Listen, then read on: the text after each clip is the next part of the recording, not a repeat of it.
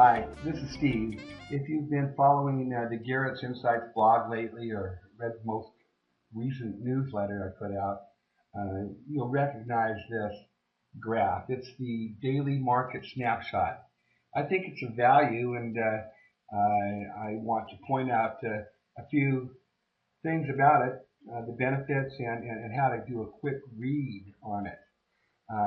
It is basically a method to give us an idea of how the market is doing at the moment.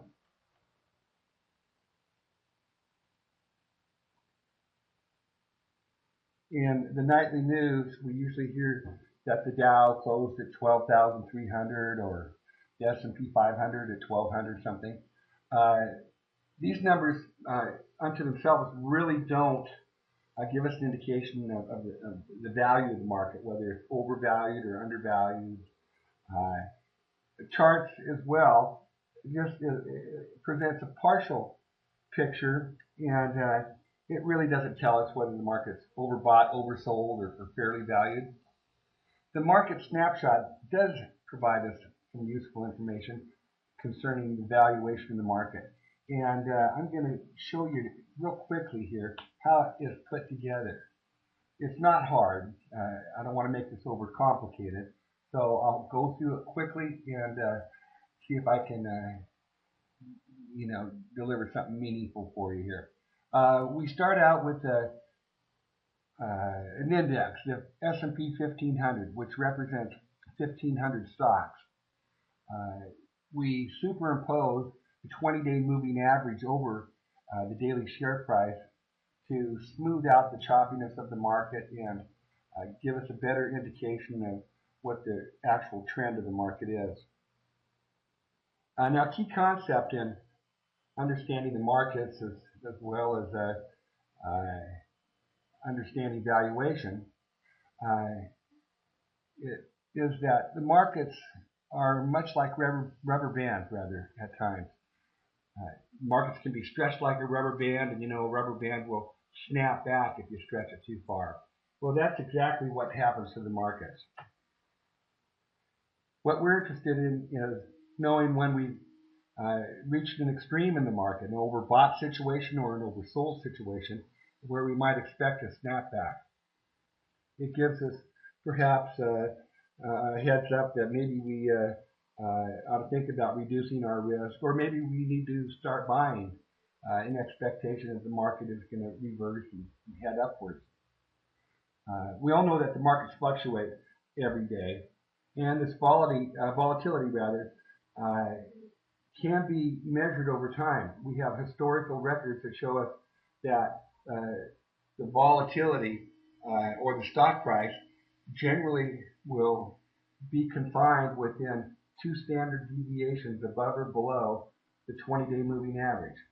And let me make that a little simple. On the chart down here, we have the 20-day moving average in blue superimposed over the daily price. Then we have 2 outside bands, the red band and the blue band. This area in between those bands, we would expect the stocks or the market to fluctuate. When it exceeds those bands, then we can say we have an overbought or an oversold situation. We call these bands Bollinger Bands. This graph clearly shows that in early July, the market became overbought. Up on the left-hand corner here, the arrow points to price breaking through that upper Bollinger Band. We go to October, about October 4th, I think, was the date for this extreme bottom. We see that the price did pierce through the lower Bollinger Band. And in either case, we can see what happened. The market snaps back like a rubber band. We had a nice rally after this October 4th low. Now, when we look at the daily market snapshot, all it takes is a glance to figure out, are we overbought, oversold, or just, what is the condition of the market? And so let's take a look at individually the oversold, overbought, and what I call stalemate situation. and how it looks on a graph compared to the daily market snapshot. When we have a graph and the pie chart in this particular situation, when it's colored mostly red, red is generally negative unless it's at an extreme. And when most of the pie chart is red, we have an oversold situation. If we look at the bar chart rather on the left, we can see that from lower right to upper left, we have a slope and it is largely large red candles at the left side. This particular day was 11/25/2011. This day relates to the chart in an actual day on the chart. And we can see, according to the Bollinger Bands, that we are at a low in the market and in fact oversold. We've pierced that lower Bollinger Band, and we should expect that the market may reverse before long. It's time for us to start preparing a shopping list and get ready to move right away when the market begins to turn higher. Now, the overbought situation is just the inverse of that, and we see that the pie chart in the daily market snapshot is largely green. Now, green is normally good unless it's too green. We see the bar chart on the left moving from lower left to upper right, mostly green and tall bars on the right side of the chart. This indicates an overbought situation. And on the graph to the right, we see that the market has moved up past and through the upper Bollinger Band, indicating the overbought situation. The market did fall, and like I said before, it acts like a rubber band, so it snapped back, or it snapped down to the downside. It was a good indication that we should probably take profits when we saw the market becoming overvalued and reduce our overall market exposure so we don't get hurt on that snap to the downside. This last summer, the market had a quick bear episode, and in late July, the market had a rapid decline of nearly 20%.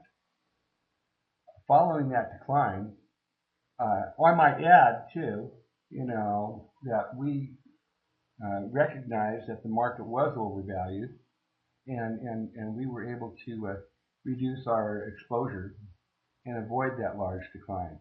Now, after that large decline, we went through a period that was very choppy. Every few days, the market was up 6-7%, down 6-7%. Very difficult environment to try to make money in. The best thing in this situation, well, for us, was to really step aside. We call this a stalemate. And if we look at the daily market snapshot pie chart, we see that it's roughly 50-50 green and red. And if we look at the bar chart, we see that it is very low in the bar height on either end, and the predominance is high, both red and green bars in the middle of the chart. Clearly, this shows that there's a struggle between the bulls and the bears, and it's a standoff. We have no idea which way the market may go, but it really is just going sideways. Very tough environment, and a lot of the year actually was like this. So on the chart to the right, we have an arrow pointing to this very choppy sideways activity. And the daily snapshot told us that that was the situation. Now, what's a perfect bullish market snapshot look like? Well, I don't know if there's any perfect, but the pie chart should be 70 to 85% green, and the bar chart should slope upward from lower left to upper right. It'll look kind of like this. This is much how the market looks right now, and the market is strong. and in a bullish phase at the moment. This snapshot was of January 6th, 2012. Now, although the market snapshot evaluates just one day, it nonetheless is a great way to get a quick read on the markets and give us some confidence that we know where we're at. I think one of the big keys to just the general concept of investing uh, is to recognize value. Warren Buffett said if he had any investment advice to give, it would be that you should be greedy when others are fearful and be fearful when others are greedy. That's what the market snapshot helps us to do. It lets us know when the market's oversold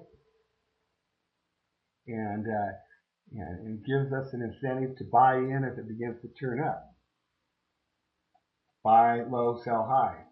It also tells us when the market's overvalued. So when everyone is very excited about the market and the market snapshot says that we are reaching an extreme, that's time for us to recognize what the snapshot is telling us and begin protecting our profits. Anyway, watch for the snapshot. There is a presentation under the Clients tab titled Understanding the Daily Market Snapshot. It is a slideshow just like the one I just used for this presentation. So review it if you got some time, and I think it's a helpful tool. Let me know. All right, talk to you soon.